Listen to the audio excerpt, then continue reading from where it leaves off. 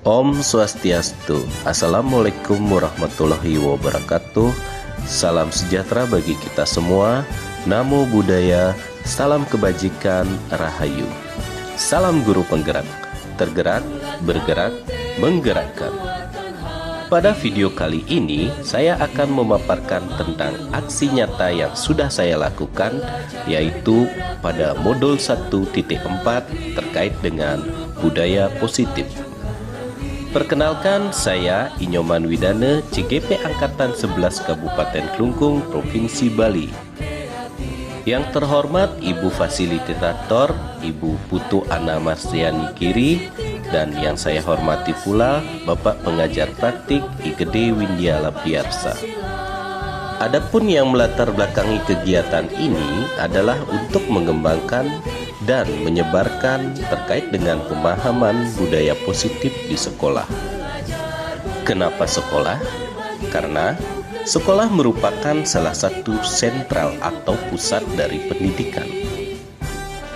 Sedangkan tujuan dari aksi nyata ini adalah dapat terwujudnya budaya positif dengan membuat keyakinan kelas, sehingga dapat mewujudkan murid yang berkarakter positif. Selanjutnya, yang menjadi tolak ukur dari aksi nyata ini adalah dapat terbentuknya keyakinan kelas, sehingga diharapkan guru dan murid dapat secara konsisten menerapkan budaya positif di kelas, yang nantinya akan menjadi penguatan atau dapat menguatkan karakter positif murid seperti religius, disiplin, bertanggung jawab, peduli, mandiri, gotong royong, dan bernalar kritis. Berikutnya, pada masa tindakan saya melakukan aksi nyata di sekolah. Terlebih dahulu saya mengajukan gagasan saya kepada kepala sekolah. Berikutnya, melakukan sosialisasi budaya positif dengan rekan sejawat. Berikutnya, dalam penerapan keyakinan kelas, yaitu membuat keyakinan kelas, serta menumbuhkan dan membiasakan murid untuk melakukan keyakinan kelas. Dan yang terakhir, melakukan evaluasi dan refleksi terhadap keyakinan kelas. Untuk lancarnya kegiatan aksi nyata ini, sangat diperlukannya dukungan dari berbagai pihak, seperti kepala sekolah, rekan guru, murid, serta orang tua murid atau warga sekolah.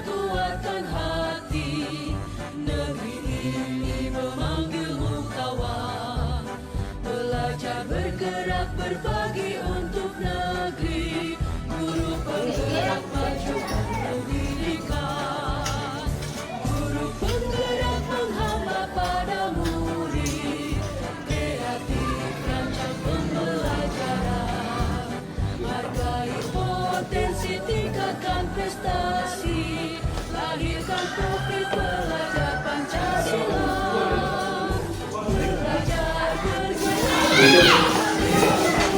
Baik, Bapak Ibu, saya minta waktunya sebentar. Jadi sebelum kita mulai kegiatan, mari kita lakukan pengambilan lima. Oh, siap. Jadi yang terhormat Bapak Ibu guru dan staf SD Negeri Patamu, pada kesempatan kali ini teman kita selaku CGP angkatan ke-11 dari Kabupaten Klungkung akan melakukan diseminasi terkait dengan budaya positif. Jadi saya harapkan Bapak dan Ibu semua bisa mengikuti kegiatan ini dengan sungguh-sungguh, sehingga memberi dampak positif bagi pendidikan kita di SD Negeri Patamu. Selamat pagi Bapak Ibu, selamat pagi Bapak Kepala Sekolah. Untuk mengawali sesi hari ini, saya ucapkan Om Swastiastu. Terima kasih atas waktunya pada hari ini, di mana saya akan memberikan definisi tentang budaya positif lakukan dengan teman saya, dengan Pak Kemal, untuk berkolaborasi melakukan asimilasi tentang budaya positif. Nah, untuk hari ini sebelum kita membahas tentang budaya positif, nah sebelumnya ya tidak terbayang ya Bapak Ibu ya, kita melakukan breaking terlebih dahulu. Nah untuk itu saya harapkan Bapak Ibu silakan berdiri dulu. Nah dari experiencing ini, nah terlihat gambar yang sudah terpapar di atas Bapak Ibu ini. Nah di mana ada gambar orang yang sedang tersenyum. Nah coba sekarang saya minta untuk teman-teman, untuk Bapak Ibu mencari pasangan teman berhadapan untuk melakukan senyum selama 30 detik. Ya, jangan tahu ya dari hitungan ya senyum. Apa yang Bapak rasakan pada hari ini dari rasa senyum ini? Ya, sebelum senyum kita berdoa ya. Ya baik, ya 1, 2, 3. Senyum sampai giginya boleh kelihatan, boleh semuanya. Ya. Sudah ya? Sudah ya? Nah, tangan udah semuanya. Oke, baik. Di saat yang melakukan sesuatu hal yang sangat bermanfaat, jika kita melakukan sesuatu yang kita lakukan itu adalah berdasarkan dari hati kita, dengan senang, dengan gembira, sesuatu akan dapat, yang kita dapatkan itu akan pasti akan tulus dan bermanfaat untuk diri kita, bahkan untuk siswa kita, bahkan ke sekolah kita. Baik, Bapak Ibu, terima kasih. Sekarang saya lanjutkan dengan daftar isi. Adapun yang sekarang saya bahas mengenai budaya positif itu adalah yang pertama disiplin positif, yang kedua motivasi perilaku manusia, yang ketiga keyakinan sekolah atau kelas, yang keempat kebutuhan dasar manusia, yang kelima posisi kontrol restitusi, yang terakhir adalah segitiga restitusi. Nah baik, untuk yang pertama langsung saya akan memaparkan materi, nanti didampingi oleh teman saya Pak Komi. Baik Bapak Ibu. Nah sekarang di sini ada sebuah kata disiplin. Disiplin di benak Bapak Ibu, apakah disiplin itu? Tanda tanya besar. Pasti Bapak Ibu sudah tahu apa itu disiplin. Saya mau tanya, apa di dalam benak Bapak Ibu yang dimaksud disiplin itu apa? Ya coba buka deh. Disiplin itu adalah perilaku yang baik yang bisa dilakukan oleh diri kita sendiri. Ya, terima kasih Bu Kades, sangat baik, sangat luar biasa bahwa disiplin itu adalah perilaku yang baik dari diri kita. Ada yang menambahkan, Ibu Yan? Disiplin itu adalah sesuatu yang kita kerjakan sesuai dengan waktunya. Ya, terima kasih Bu Yan, sangat luar biasa. Luar biasa ya, bahwa disiplin itu adalah sesuatu yang kita lakukan, yang kita kerjakan sesuai dengan waktunya. Baik, dari yang Bapak Ibu, yang Ibu tadi jelaskan dan Bu Kades, Bu Ayah, dan Niki yang dapat mempelajari dari modul yang saya pelajari, bahwa disiplin positif itu adalah disiplin suatu cara penerapan yang mengajarkannya bertanggung jawab dan menumbuhkan berdasarkan nilai-nilai kita. Nah, contohnya anak kita, anak didik kita, siswa kita ke sekolah, misalnya ke sekolah itu dari dirinya sendiri, itu muncul dari dirinya sendiri, tidak ada unsur paksaan, ya karena mereka ke sekolah itu adalah kesadaran dirinya, karena mereka memerlukan ilmu dari siapa? Dari Bapak Ibu. Gitu. Baik, oke kita lanjutkan. Nah, dari definisi disiplin positif itu ada tujuan disiplin positif. Tujuan itu yang pertama adalah satu, disiplin positif lebih ke arah disiplin diri yang dapat mengontrol diri dalam melakukan tindakan. Nah, tujuannya itu adalah sudah jelas untuk mengontrol diri. Nah, Bapak Ibu pasti sudah tahu dan pasti sudah sering menerapkan pada siswanya untuk mengontrol diri sesuai dengan disiplin positif tersebut. Nah, yang kedua, disiplin diri dari tujuan disiplin positif ini adalah yang kedua, disiplin diri dapat membuat murid memahami dan menyadari berdasarkan motivasi internal, bukan paksaan, ujian ataupun hukuman. Baik, tadi dia sudah jelaskan bahwa motivasi internal dari dirinya sendiri, bukan akibat paksa, ya, dan ujian ataupun sebuah hukuman. Saya lanjutkan. Bapak Ibu, dari disiplin positif itu tidak terlepas dari yang namanya profil belajar Pancasila. Ya, 6 karakter yang ada di dalam profil belajar Pancasila.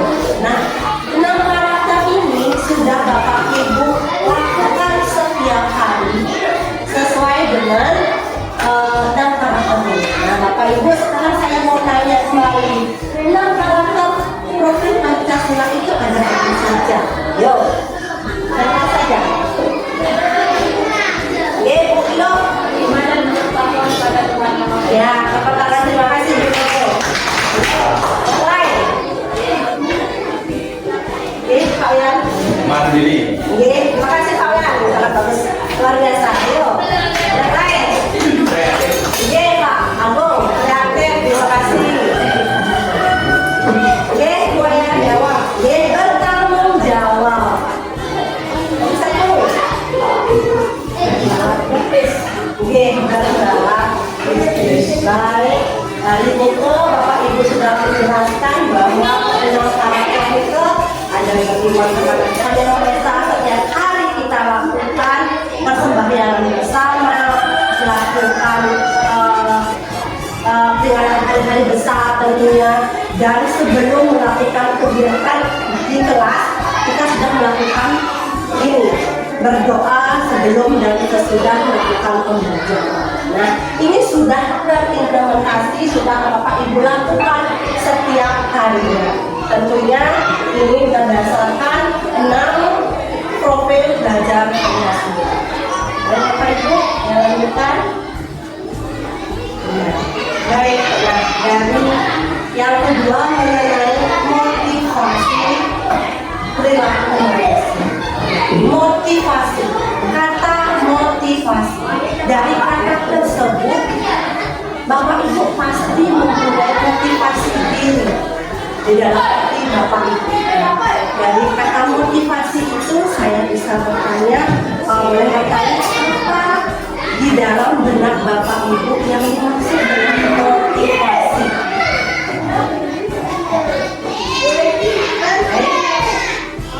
Motivasi apa yang disebut motivasi?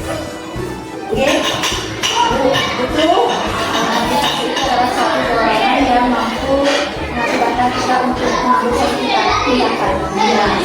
Terima kasih Bu Putu bahwa motivasi itu adalah suatu dorongan untuk melakukan tindakan yang sesuai dengan diri kita. Baik, nah motivasi itu dari konsep yang sedang pelajari ada 3 nih Bapak Ibu. Yang itu yang pertama untuk menghindari kenyamanan atau kekuatan. Nah, motivasi juga ada 2 ya, ada motivasi dari diri dan ada dari luar. Nah, dari diri itu misalnya contohnya penyemangat diri untuk diri kita sendiri. Nah, motivasi dari luar itu bisa misalnya anak didik kita mendapatkan motivasi belajar dari gurunya, dari temannya, dari mereka belum bisa sampai mereka bisa, dimotivasi, didorong oleh Bapak Ibu semua, sehingga apa yang kita inginkan, apa yang kita mau dari anak kita bisa tercapai dengan baik. Nah, baik untuk itu, untuk yang kita yang Bapaknya itu kembali ke layar. 3 motivasi manusia itu ada 3, yaitu untuk menghindari ketidaknyamanan kita. Nah, yang kedua untuk mendapatkan imbalan atau penghargaan dari orang lain. Nah, ini dari eksternal ya. Nah, yang ketiga untuk menjadi orang yang mereka inginkan dan menghargai diri sendiri dengan nilai-nilai yang baik. Itu mengenai motivasi atau perilaku manusia.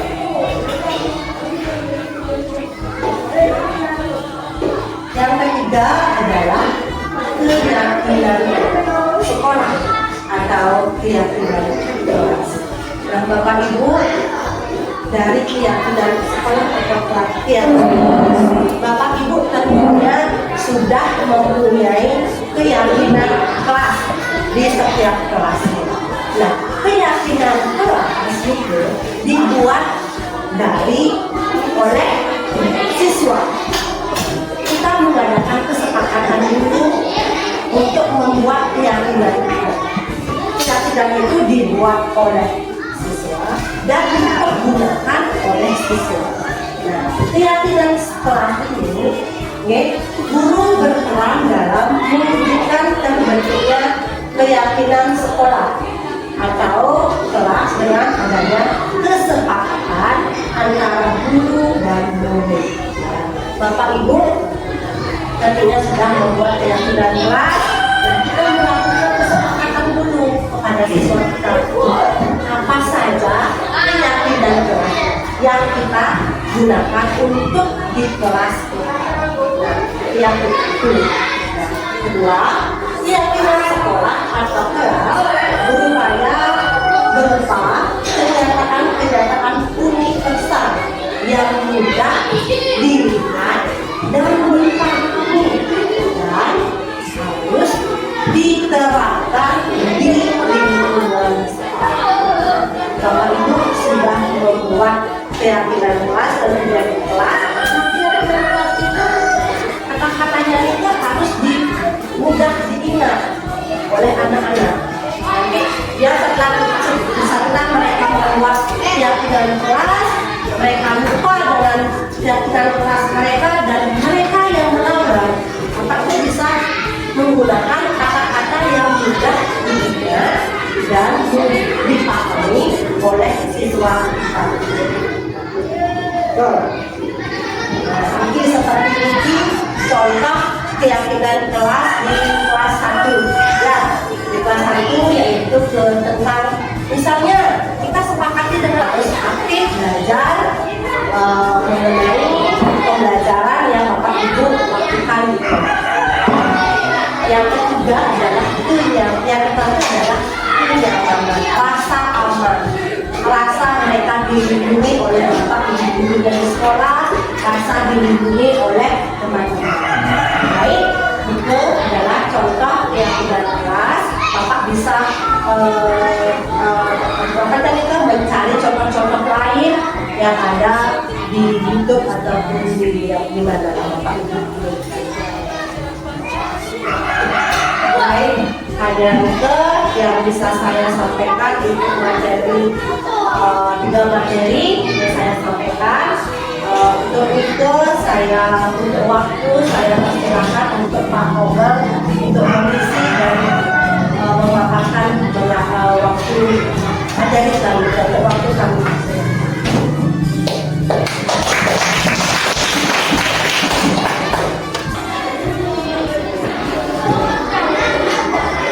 Baik Bapak Ibu, terima kasih atas kesempatannya diberikan kepada saya.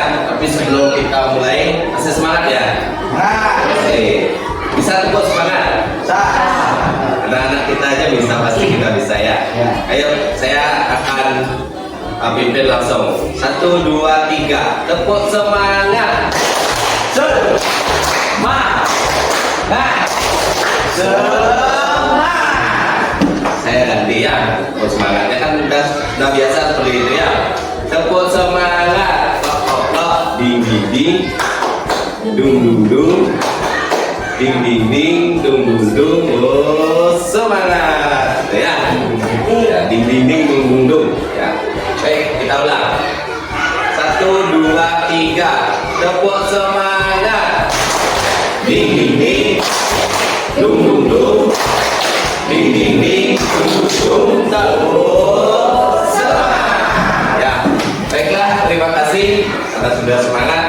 Jadi saya juga akan lebih bersemangat lagi untuk bisa berbagi terkait dengan budaya positif yang akan kita bahas, ya. Nah, adapun kebutuhan dasar manusia tentu kita sudah tahu bersama ya. Itu ada kebutuhan kebebasan, kemudian ada kebutuhan secara motivasi, ya. Nah, jadi ada berapa kebutuhan dasar kira-kira? Ada yang tahu? Ada. Ada berapa? 2. Yang lain? Kalau 2 apa saja itu Pak Nathan? Sudah. Ada 5 kebutuhan pokok manusia ya. Nah, di sini ada 5. Yang pertama itu adalah bertahan hidup. Ya, manusia butuh bertahan hidup. Ya, mungkin dengan cara makan, menghadapi situasi saat ini. Nah, itulah sehingga pendidikan itu perlu mengadopsi, pendidikan itu perlu berkembang sesuai dengan peradaban zaman saat ini ya. Kemudian ada kebutuhan kasih sayang dan dasar, dan rasa diterima. Nah, bukan hanya Bapak Ibu yang membutuhkan kasih sayang ya, anak-anak juga. Lebih-lebih lagi saya ya, yang butuh banyak kasih sayang ya. Kemudian ada penguasaan manusia, kemudian kebebasan. Nah, ini tentu dalam pembelajaran kita yang kita kenal dengan berdiferensiasi, tentu di sini kebebasan itu dibutuhkan oleh siswa. Siswa bebas mengekspresikan apa minat dan bakat yang mereka miliki. Kita sebagai seorang guru tentu bisa memfasilitasi atau menuntun mereka untuk bertumbuh kembang. Kemudian yang berikutnya adalah kesenangan. Mungkin Pak Ibu suka membutuhkan kesenangan itu ya, pasti ya. Jadi kalau hal atau sesuatu yang kita lakukan dengan tidak senang, tentu hal itu tidak akan berdampak positif. Jadi sesuatu hal yang kita lakukan dengan senang, seperti saya, contoh dengan rekan saya Bu Ratih, ketika saya menjalani pendidikan guru penggerak ini dengan senang, dengan ceria, apalagi dengan senyum yang kita lakukan tadi di awal, ya, seperti yang disampaikan bahwa kesenangan itu tentu akan berdampak positif bagi orang lain. Ya. Kemudian saya lanjut. Jadi kita sama-sama akan melihat video ilustrasi terkait dengan 5 kebutuhan dasar manusia tersebut. Baik, silakan di play.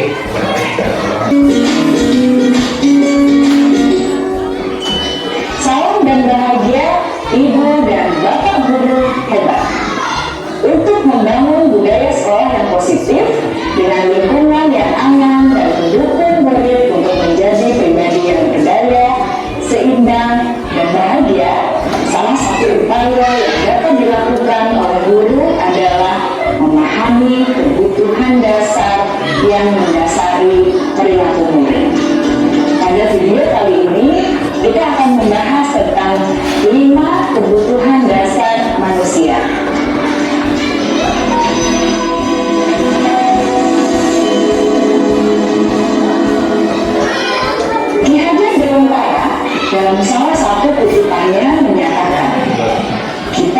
contoh perbandingannya dengan hidup tumbuh-tumbuhan, seorang petani dalam hakikatnya sama kewajibannya dengan seorang pendidik yang menanam padi misalnya. Hanya dapat menuntun tumbuhnya padi. Ia dapat memperbaiki kondisi tanah, memelihara tanaman padi, memberi pupuk dan air, membasmi ulat-ulat atau jamur-jamur yang mengganggu hidup tanaman padi, dan lain sebagainya. Ketika guru memahami kebutuhan apa yang mendasari perilaku murid, dan guru berusaha menuntun dan mendukung murid dalam memenuhi kebutuhannya secara positif, pada hakikatnya guru tersebut ibarat seorang petani yang sedang berusaha memahami kebutuhan masing-masing tanaman, dan ia berusaha memenuhi kebutuhan tanaman tersebut agar dapat tumbuh dengan subur dan maksimal. Dr. William Glasser, seorang psikiater dari Amerika Serikat, menyatakan bahwa seluruh tindakan manusia memiliki tujuan tertentu, yaitu memenuhi kebutuhan dasarnya. Ketika kelima kebutuhan dasar telah terpenuhi secara memadai, maka murid akan tumbuh dengan seimbang dan bahagia. Sebaliknya, ketika kebutuhan dasar tidak terpenuhi dengan baik, maka seseorang akan mengalami emosi negatif seperti bosan, sedih, dan kecewa. Bahkan mereka dapat melakukan perbuatan yang bertentangan dengan nilai-nilai kebajikan atau melanggar peraturan. Dengan kata lain, perilaku buruk seseorang biasanya adalah respons dari kebutuhan yang tidak terpenuhi. Namun, mereka tidak tahu cara untuk menyampaikannya. Ada 5 kebutuhan dasar manusia menurut Dr. William Glasser, yaitu yang pertama, kebutuhan untuk bertahan hidup atau survival. Yang kedua, kebutuhan untuk merasa diterima atau love and belonging. Yang ketiga, kebutuhan akan kebebasan atau freedom. Yang keempat, kebutuhan akan kesenangan atau fun.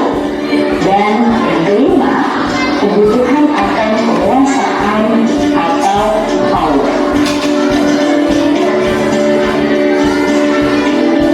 Kebutuhan dasar yang pertama adalah kebutuhan yang bersifat fisiologis untuk bertahan hidup atau survival. Misalnya, kesehatan, rumah, dan makanan. Kebutuhan biologis sebagai bagian dari proses reproduksi termasuk kebutuhan untuk tetap bertahan hidup. Kebutuhan untuk merasa aman juga termasuk dalam kebutuhan ini.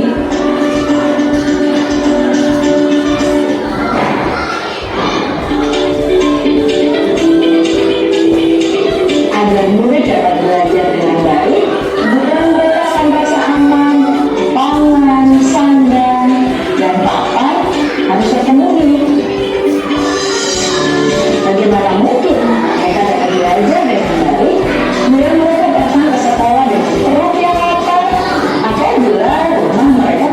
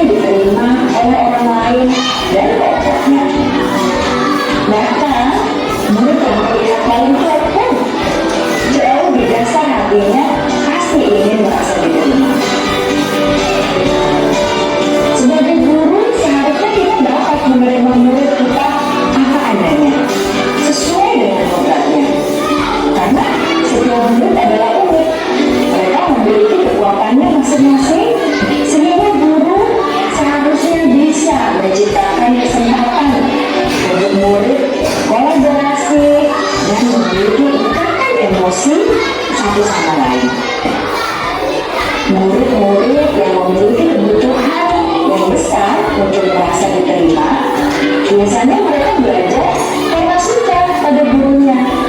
Mereka juga suka bekerja dalam kelompok. Kebutuhan yang ketiga adalah kebutuhan akan kebebasan atau kebutuhan membuat pilihan. Murid harus diberi kesempatan untuk membuat pilihan dan bertanggung jawab atas pilihan yang mereka telah ambil. Memberi mereka kebebasan bukan berarti membiarkan mereka melakukan apa saja yang mereka mau, melainkan lebih memberi mereka kesempatan untuk membuat pilihan, menyuarakan pendapat mereka dengan percaya diri, dan memberi mereka kesempatan untuk mencoba hal-hal yang baru. Pembelajaran dengan metode yang beragam dan menarik juga akan memenuhi kebutuhan murid tentang kebebasan ini. Pembelajaran berdiferensiasi, di mana guru menyediakan beberapa jenis tugas yang bisa dipilih oleh murid sesuai minat mereka, sangat baik untuk mengembangkan murid menjadi lebih mandiri dan memiliki motivasi internal. Karena kebutuhan akan kebebasan pada dasarnya adalah kebutuhan untuk mandiri, memiliki otonomi, memiliki pilihan, dan mampu mengendalikan arah hidupnya sendiri.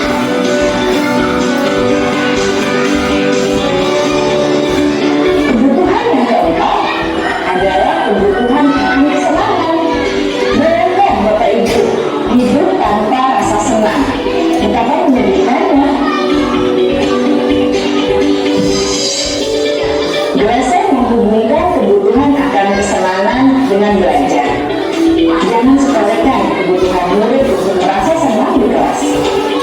Sebagai guru, jangan ragu-ragu untuk dengan sengaja memasukkan kegiatan yang menyenangkan dalam kelas. Murid-murid dengan kebutuhan dasar kesenangan yang tinggi ingin menikmati apa yang mereka lakukan. Mereka juga konsentrasi tinggi saat mengerjakan hal-hal yang disenangi.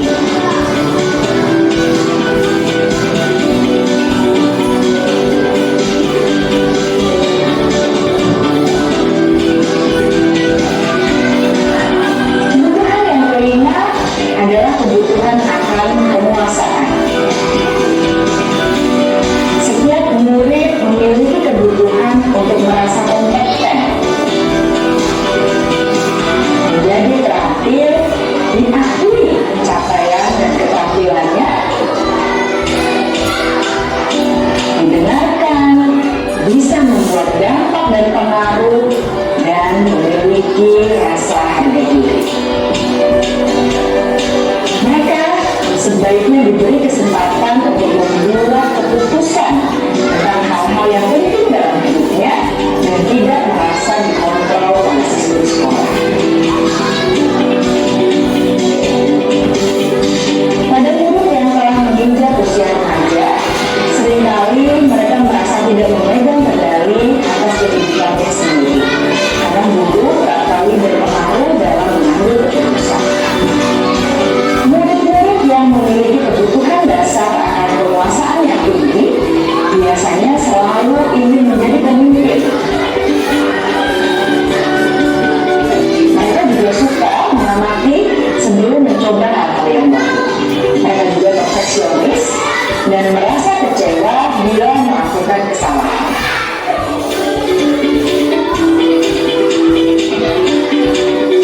Ibu dan Bapak guru sangatlah penting bagi kita untuk mengetahui kebutuhan dasar murid-murid, agar kita memahami alasan dibalik sikap dan tingkah laku mereka.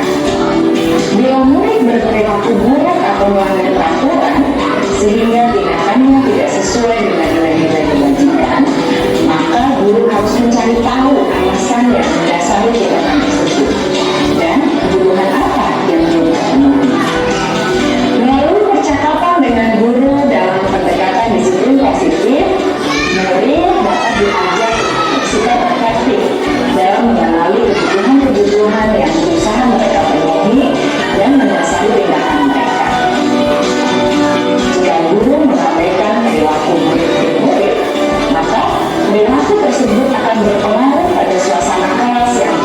fisik dan akan berpengaruh pada tujuan dari pendidikan itu sendiri. Ibu bapak guru hebat, mari kita menjadi guru yang lebih baik dengan memahami kebutuhan dasar murid-murid kita dan senantiasa membimbing mereka untuk menjadi pribadi yang berdaya, seimbang, dan bahagia. Salam dan bahagia, Ibu dan Bapak Guru hebat. Sama-sama melihat video tadi ya terkait dengan 5 dasar kebutuhan manusia. Pertama ada survival, tahan hidup, kemudian ada kebutuhan kasih sayang, kemudian berikutnya ada yang ketiga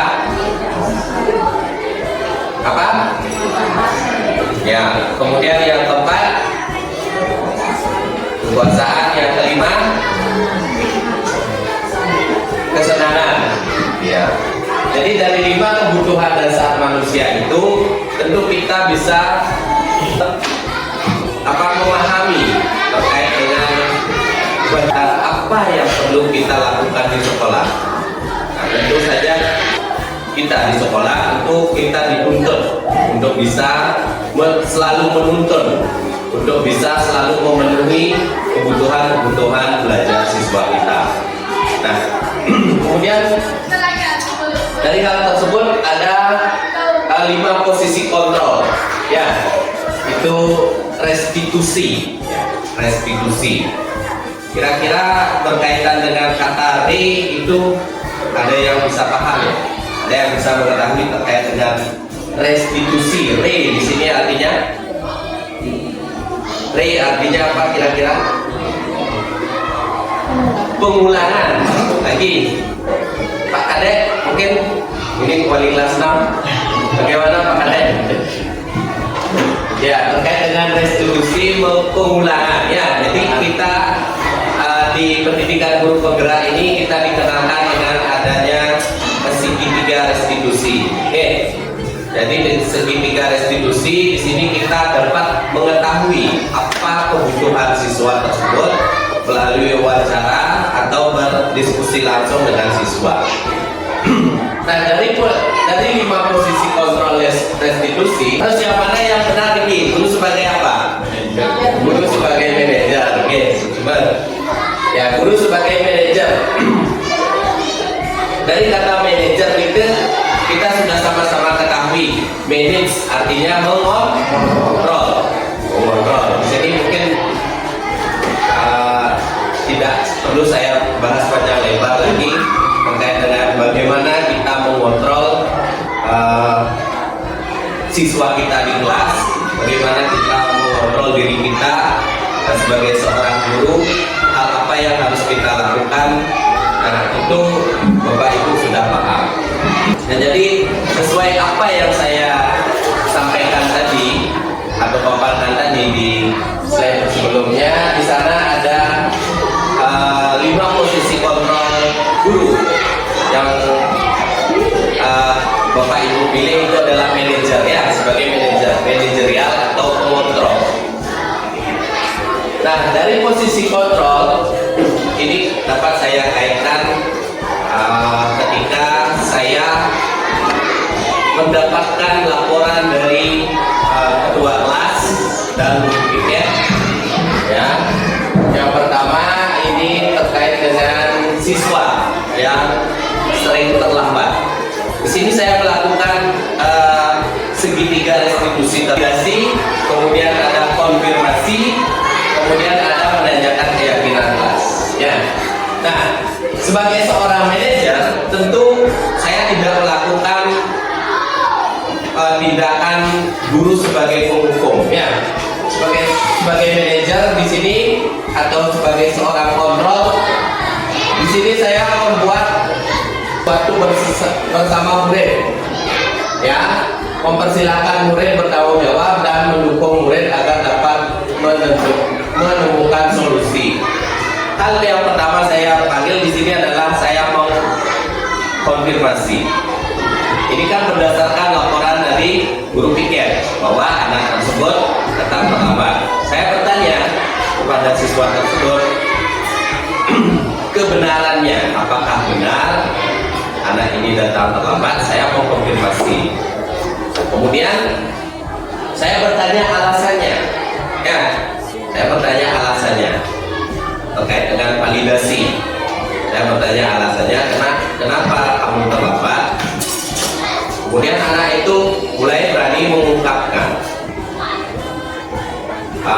saya datang terlambat karena saya sering begadang dan main HP, gitu ya. Nah, kemudian saya bertanya kembali kepada siswa tersebut, nah, apakah datang terlambat dan tidak melaksanakan piket merupakan salah satu hal yang melanggar keyakinan kelas kita? Nah, itu pun menjawab, iya Pak. Terus keyakinan kelas yang mana yang kamu langgar? Saya bertanya kembali, keyakinan kelas yang terkait dengan disiplin. Nah, dari hal tersebut saya dapat mengetahui siswa itu sudah dapat mengkonfirmasi dan mengingat kembali terkait dengan keyakinan kelas yang sudah disepakati. Nah, setelah itu saya mencari solusi bersama-sama siswa dengan pertanyaan pemantik, kira-kira bagaimana cara agar kamu tidak datang terlambat lagi? Itu dia menjawab, saya tidak akan bermain HP terlalu malam, kemudian saya akan mengerjakan tugas-tugas saya terlebih dahulu dan mengawali jam tidur saya sehingga dia bisa datang lebih awal untuk esok harinya, ya. Nah, kira-kira itu. Kemudian yang kedua, sini ada kasus lagi yang kedua. Ini adalah kasus di mana Galung tidak suka dicontek oleh temannya. Galung marah, kemudian Galung sampai merobek buku temannya yang mencontek. Nah, di sini setelah saya mendapatkan informasi dari dari ketua kelas bahwa Galung bertengkar, saya memanggil Galung. Nah, di sini Galung saya konfirmasi apakah itu benar atau tidak, dan ternyata Galung menjawab ya. Tapi saya di sini memvalidasi terkait dengan alasan. Ya, betul, tadi kita sudah melihat bersama-sama di dalam video bahwa seseorang itu membutuhkan kenyamanan. Ya, salah satunya kita adalah membutuhkan kenyamanan. Ya. Kemudian di sini Galung menerangkan bahwa dia melakukan hal tersebut karena dia tidak suka dicontek. Di sini saya mengkonfirmasi, memberikan penguatan kepada Galung, syukur tidak kamu melakukan tindakan kekerasan seperti memukul atau menjamak rambut teman kamu. Kemudian saya bertanya kembali terkait dengan keyakinan kelas, apa yang sudah dilanggar adalah saling menghormati. Kalau tahu dia melanggar itu, ya, saling menghormati. Nah, di sini saya memberikan penguatan kembali. Saya pun berkata, Bapak juga akan bertindak sama ketika ada orang yang mengganggu Bapak atau ketika ada yang mencontek. Nah, tetapi lebih lagi saya berkata di sini terkait dengan rasa syukur, untung tidak melakukan tindakan kekerasan secara fisik. Nah, kemudian setelah itu saya mengkonfirmasi Galung, ketika hal ini terjadi, apa yang akan kamu lakukan lagi? Ketika misalnya ini terjadi, ada yang teman mencontek lagi, apa yang kamu lakukan? Saya akan melaporkan ke wali kelas saya. Nah, berarti dia tidak akan melakukan tindakan merobek buku ataupun tindakan kekerasan yang lain. Dia akan, di sini Galung sudah dapat mengetahui bahwa tindakan apa yang benar yang harus dia lakukan. Ya. Nah, kemudian di sini saya juga sudah memberikan penguatan dengan memberikan apresiasi secara eksternal atau motivasi secara eksternal. Galung itu adalah tindakan yang baik. Bapak sangat setuju seperti itu. Kemudian setelah saya mengonfirmasi hal tersebut, Galung pun bisa meminta maaf terhadap perbuatan yang sudah dia lakukan. Nah, seperti itu terkait dengan posisi kontrol restitusi yang tadi sudah saya sampaikan. Nah, ini 3 restitusi ya. Ada validasi, kemudian ada menstabilkan identitas atau konfirmasi, kemudian yang ketiga menanyakan keyakinan kelasnya. Nah, kira-kira ada yang ingin bertanya terkait dengan apa yang sudah kami paparkan? Mungkin ada hal yang kurang jelas, silakan. Oke, silakan pada. Baik, terima kasih atas kesempatannya. Di sini saya ingin bertanya sedikit dengan Pak Nyoman dan Ibu Kasih. Bagaimana keyakinan kelas itu bisa terlaksana dengan baik dalam proses belajar mengajar?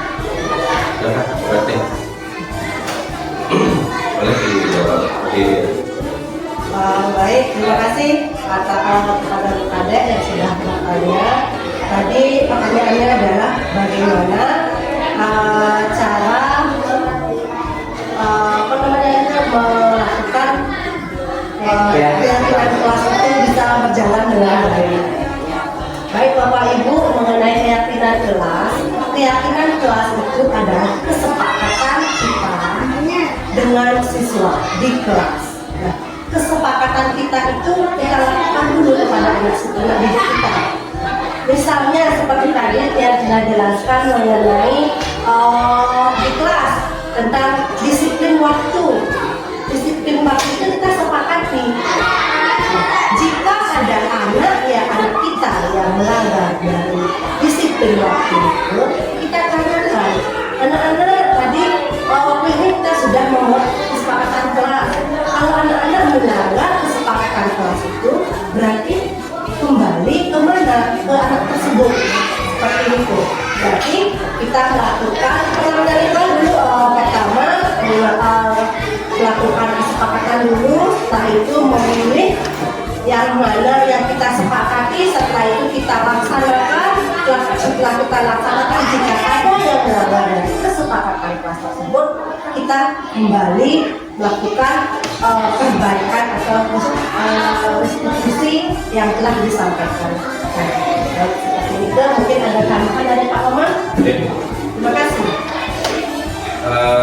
Baik, seperti apa yang disampaikan Bu Ranti, rekan saya, terkait dengan keyakinan itu, tahap yang pertama kita melakukan kesepakatan bersama. Setelah itu memilih kesepakatan mana yang kita akan sepakati.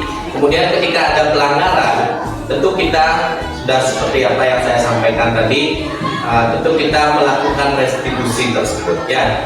Restitusi artinya mengulang kembali dari apa yang sudah kita sepakati, kita ingatkan kembali terkait dengan aturan-aturan. Mungkin seperti itu bisa diterima.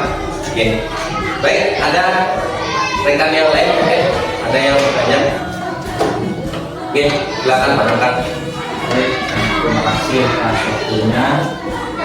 Saya ingin bertanya, adakah pengaruh dari adanya kesepakatan kelas dalam kegiatan pendidikan? Oke, terima kasih. Terima kasih. Langsung saja saya jawab. Oke. Terkait dengan pengaruh ya, dari keyakinan kelas itu, tentu seperti kita sebagai seorang guru, Bapak Ibu, saya sendiri sebagai seorang guru, tentu memiliki murid yang disiplin. Itu harapan bagi semua guru. Okay? Nah, lebih-lebih lagi ketika murid kita tidak melakukan sebuah pelanggaran terkait dengan tata tertib kelas, tata tertib yang ada di sekolah kita, tentu hal ini menjadi sebuah harapan besar bagi kita semua. Tapi tidak menutupi kemungkinan di sekolah itu masih ada saja yang melakukan pelanggaran. Nah, disinilah pentingnya sebuah restitusi itu. Kemudian pengaruh terhadap keyakinan ini bisa saya simpulkan, terkait dengan pengaruhnya ini sangat berpengaruh besar, mulai dari diri sendiri, dari diri siswa, kemudian untuk lingkungan kelasnya, kemudian lebih-lebih lagi untuk lingkungan sekolah. Seperti itu Pak Rekan. Bisa diterima? Mungkin ada yang bertanya lagi rekan yang lain? Cukup ya? Cukup. Baiklah, terima kasih kami ucapkan dari CGP Angkatan 11 Kabupaten Klungkung. Saya sendiri Nyoman Widana, rekan saya Ibu Nyoman Kante Puspita Dewi. Semoga apa yang kami sampaikan ini terkait dengan budaya positif dapat bermanfaat bagi kita semua dan dapat memotivasi Bapak Ibu guru untuk ikut menjadi agen perubahan pendidikan kita di Indonesia. Dari kami tutup dengan Parama Santi.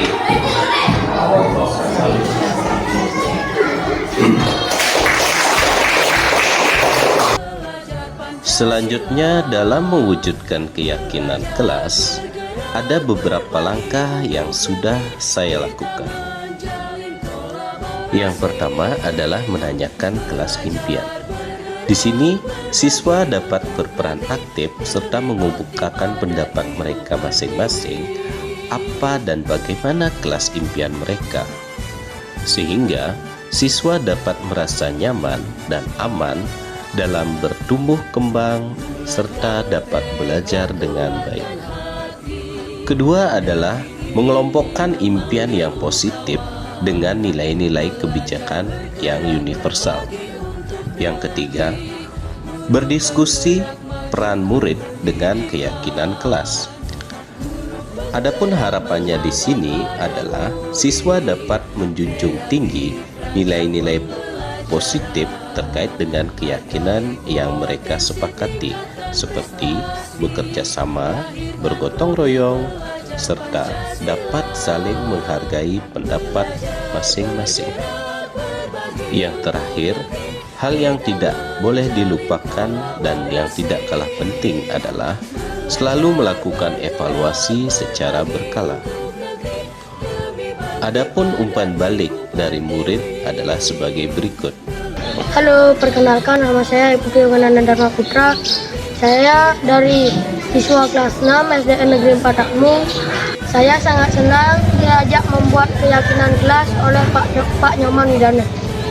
Keyakinan kelas yang saya sepakati adalah disiplin, saling menyayangi, dan saling menghormati. Terima kasih, salam dari saya, dadah. Berikutnya adalah umpan balik dari rekan guru atau rekan sejawat. Om Swastiastu, saya Niwayan Suweni, rekan dari Bapak Nyoman Widana di SD Negeri 4 Takmung. Terima kasih kami ucapkan kepada Bapak Nyoman Widana karena sudah melaksanakan diseminasi budaya positif. Adapun budaya positif yang dapat saya ketahui adalah terkait dengan 5 dasar kebutuhan manusia dan membuat keyakinan kelas. Yang saya dapat sampaikan, salam guru penggerak. Om Santi Santi Santi Om. Demikianlah pemaparan singkat dari saya tentang aksi nyata 1.4 budaya positif.